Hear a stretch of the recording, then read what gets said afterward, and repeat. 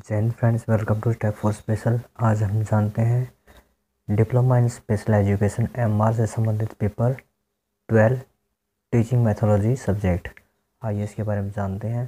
जो इसके अंदर शॉर्ट क्वेश्चन दिए गए हैं उनकी फुल फॉर्म जान लेते हैं। यहाँ पे जो फर्स्ट दिया गया है CBR, सेकंड दिया गया RCI, थर्ड दिया गया इसके अंदर NIMH, फोर्थ दिया गया है NIVH, फिफ्थ दिया गया यहाँ पे यूनिसेफ। ये जो यहाँ पर शॉर्ट फॉर्म दी गई है इनकी हमें फुल फॉर्म लिखनी है कि कौन सा जो वर्ड का टर्म है किस चीज़ को रिप्रेजेंट करता है यहाँ पे। जैसे कि CBR का हम सभी जानते हैं कम्युनिटी बेस्ड रिहेबिलिटेशन, RCI का भी जानते हैं rehabilitation counselling of India, NIMH, NIVH ये दोनों हमारे नेशनल इंस्टीट्यूट हैं, और जो यूनिसेफ है ये यूनिवर्सल में बच्चों के वेलफेयर के लिए और नारी सशक्तिकरण के लिए कार्य करता है। इन सब की जो डेफिनेशन है हमें अच्छे से एक्सप्लेन करनी है यहाँ पर। आइए इसमें आगे जानते हैं।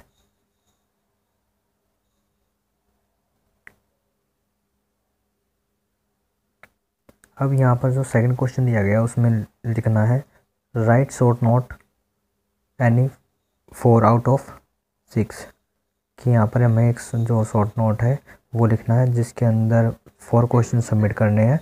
पर क्वेश्चन का जो वैल्यू रहेगी 5 मार्क्स रहेगी यहाँ पर।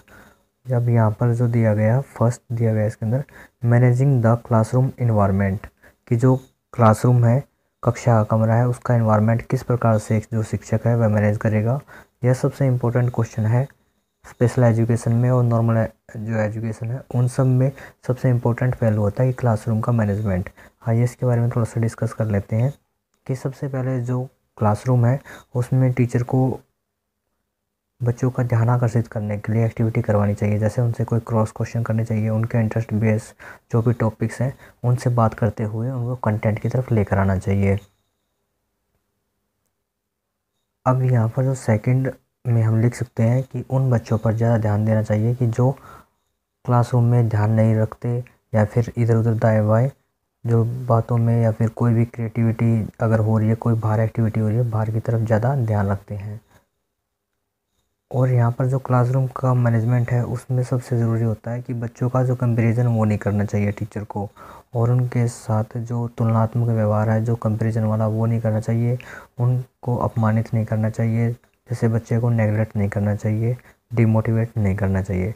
अगर डिमोटिवेट करेंगे बच्चे को तो वह क्लासरूम में और भी ज़्यादा डिस्टर्बेंस करेगा और क्लासरूम का जो मैनेजमेंट है वो अच्छे से नहीं हो पाएगा। ये यहाँ पर जो सब चीज़ें हैं हमें बहुत ही ज़रूरी होता है। इन बातों पर ध्यान रखते हुए इस प्रकार से हम इसको एक्सप्लेन कर सकते हैं।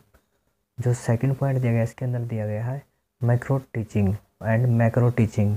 जो माइक्रो टीचिंग होता है उसके अंदर क्या अंतर्गत क्या आता है आइए जानते हैं। इसके अंदर जो मैक्रो टीचिंग होता है, अब यहाँ पर जो माइक्रो टीचिंग दिया गया है, माइक्रो टीचिंग का जो मोटिव होता है बच्चों को अधिक से अधिक लर्निंग करवाना होता है। यहाँ पर जो टीचर है टीचर को बेनिफिट मिलता है कि उसको जो चाइल्ड का रेशो होता है वो 5 to 10 स्टूडेंट्स का हो जाता है, और जो टाइम होता है ड्यूरेशन होता है वह शॉर्ट होकर 30 to 35 मिनट्स तक हो जाता है।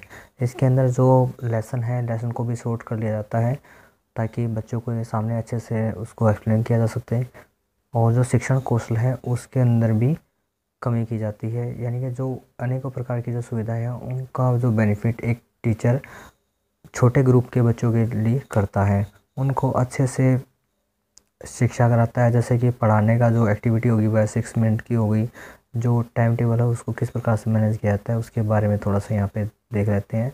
जैसे कि पढ़ाने की एक्टिविटी है वह 6 मिनट की होगी, फीडबैक हो गया 6 मिनट का हो गया, और जो रिकैप हो गया वह 12 मिनट का हो गया, और फिर पुनः शिक्षण हो गया जो वो 6 मिनट का, और फिर जो फीडबैक हो गया वो 6 मिनट का। टोटल मिलाकर जो है 36 मिनट तक का एक टाइम टेबल बच्चों के लिए जारी किया जाता है। यह NCERT के द्वारा विकसित किया गया हुआ नया टीचिंग मेथड है, जिसके द्वारा बच्चों को एजुकेशन प्रोवाइड कराने में हेल्प मिलती है। आइए इसके बारे में जो मैक्रो टीचिंग है उसके बारे में जान लेते हैं। आइए अब चर्चा करते हैं मैक्रो टीचिंग की।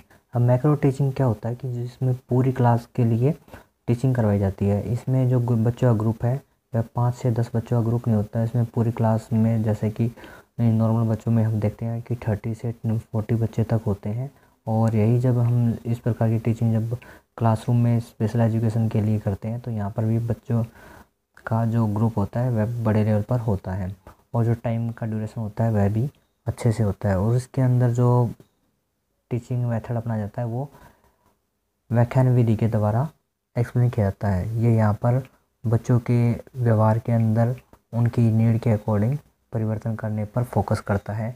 इसमें जो शिक्षक होता है वह बहुत ही एक्टिवली परफॉर्म करता है और जो भी कंटेंट है उसका अच्छे से एक्सप्लेन करता है। इसमें बच्चों के जो प्रायोगिक कार्य हैं, वो व्यवहारिक कार्य हैं, वो प्रगति स्तर के जो कार्य हैं, वो शैक्षणिक स्तर के जो कार्य हैं, उन सब का असेसमेंट किया जाता है। इसके अंदर जो समेटिव और फॉर्मेटिव दोनों चरण के होते हैं असेसमेंट, जिससे विद्यार्थी का सही परिणाम होता है वह शिक्षक को प्राप्त होता है और उसका मूल्यांकन भी किया जाता है। इसका फीडबैक भी प्राप्त होता है और इन सभी एक्टिविटी के बेस पर ही जो मैक्रो टीचिंग है उसका जो गठन है वो किया जाता है और उससे बड़े स्तर पर जो बच्चे हैं उनको बेनिफिट एजुकेशन के क्षेत्र में प्रदान किया जाता है।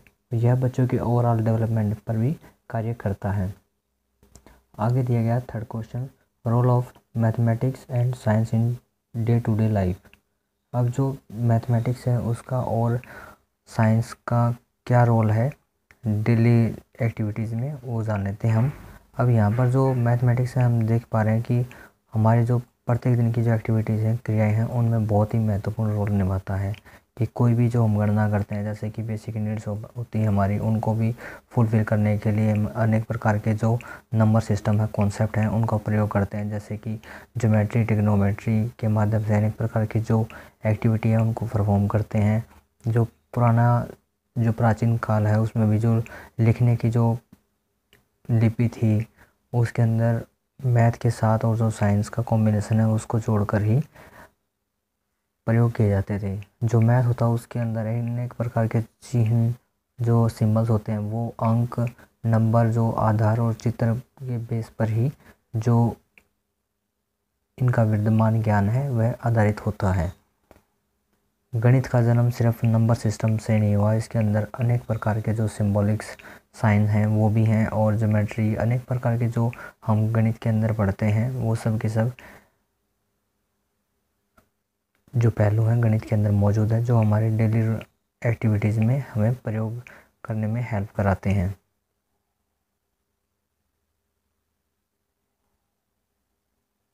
अगर हम जो गणित शिक्षण है उसके बारे में बात करते हैं तो यहाँ पर हम एक दो डेफिनेशन भी दे सकते हैं। देखिए, गॉड्स के अनुसार गणित विज्ञान की रानी है। अब यहाँ पर जो बात कही जा रही है, अब गणित का ज्ञान हमारी ज्ञानेंद्रियों पर आधारित है। गणित के ज्ञान से जो इन्वायरमेंट है उसके बारे में हम अच्छे से जान सकते हैं। ये सब की सब जो एक्टिविटीज़ हैं, ये मैथ एंड जो साइंस है उसकी डेली रूटीन में जो भी हम यूज़ करते हैं उनका बहुत ही बड़ा रोल निभाते हैं ये। जैसे कि यहाँ पर हम देख पाते हैं कि हमारे जो डेली रूटीन की एक्टिविटीज़ है, जैसे कि जो प्लेस, डिस्टेंस, जो मेजरमेंट है और नंबर सिस्टम है, मोर और लेस, इन सब जो आवश्यकताएं हैं उनको पूरा करने के लिए हम गणित का प्रयोग करते हैं। और यहाँ पर जो गणित के सूत्र होते हैं, जो पैरामीटर्स होते हैं, जो उसके फॉर्मूले होते हैं, वह एवरी प्लेस पर यानी कि यूनिवर्सल तौर पर एक समान होते हैं। उनका जो 2+2 का जो 1+ का हमारा जो फॉर्मेट है, या फिर जिसको हम फॉर्मूला कह सकते हैं, वो पूरी यूनिवर्स में जो यूज़ किया जाता है वो इक्वल ही यूज़ किया जाता है, वो एक जैसा ही यूज़ होता है। अब गणित का जो आगमन, निगमन तथा समीकरण विधि की क्षमता का विकास करते हैं, यहाँ पर ये सब बताया गया है। गणित की आवश्यकताएं, गणित का हमारे दैनिक जीवन में काफ़ी नज़दीकी संबंध है, क्योंकि यह हमारी जो दैनिक आवश्यकताएं होते हैं उनको हमसे जोड़ता है और उनको पूरा करता है। और यह प्रत्येक बच्चे के जो मानसिक विकास है, उसके बुद्धि के विकास में बहुत ही महत्वपूर्ण भूमिका निभाता है, जिससे बच्चे के जो चरित्र है और उसके नैतिक विकास है, जो नैतिक मूल्य हैं, उनमें वृद्धि में सहयोग मिलता है। ये सब कुछ जो हमारा मैथमेटिक्स है उसके द्वारा ही संभव हो पाता है।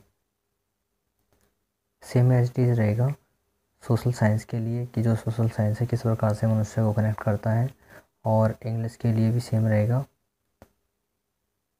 Teaching vocabulary and grammars. अब यहाँ पर जो ये ऑप्शन दिए गए हैं, फर्स्ट थर्ड क्वेश्चन और फिफ्थ क्वेश्चन, इनके जो क्वेश्चन हैं लगभग सेम ही रहेंगे। आइए हम जो इसका थर्ड क्वेश्चन है उसके बारे में जान लेते हैं। अभी यहाँ पर जो थर्ड क्वेश्चन दिया गया है उसके अंदर हमें डिटेल में एक्सप्लेन करना है इसको। जैसे फर्स्ट क्वेश्चन दिया गया है इसके अंदर, describe the establishment and maintaining A positive communication climate in classroom. अगर हमें जो क्लासरूम है उसके अंदर पॉजिटिव कम्युनिकेटिव जो वातावरण है वो बनाना है, तो उसके लिए किस प्रकार के जो हमें स्टेप्स है वो उठाने पड़ेंगे, इस प्रकार का यह क्वेश्चन किया गया है। सेकंड क्वेश्चन किया गया है इसके अंदर, describe the difference approaches and techniques of teaching methods and science, कि बच्चों को किस प्रकार से जो साइंस और मैथमेटिक्स है उसको सिखाने के लिए कौन कौन सी जो टीचिंग अप्रोच है, टेक्निक्स है, उनका प्रयोग किया जा सकता है। थर्ड दिया गया है, describe the Indian physical features, nature, resource, nation, symbols, festival, state and their capital language.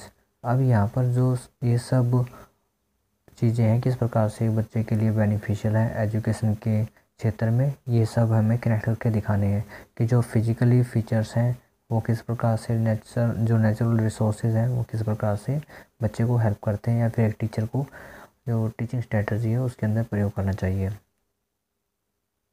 Fourth question दिया गया, describe the basic skill for learning English, listening, speaking, reading and writing concept है जो इसके बारे में हमें बताना है कि किस प्रकार से किसी बच्चे के अंदर ये सब जो लेवल है, फेजेस हैं, वो बच्चे के अंदर डेवलप किए जा सकते हैं और उसके लिए क्या क्या पूर्व आवश्यकताएं होती हैं और कैसे उसको फॉलोअप में लेते हैं।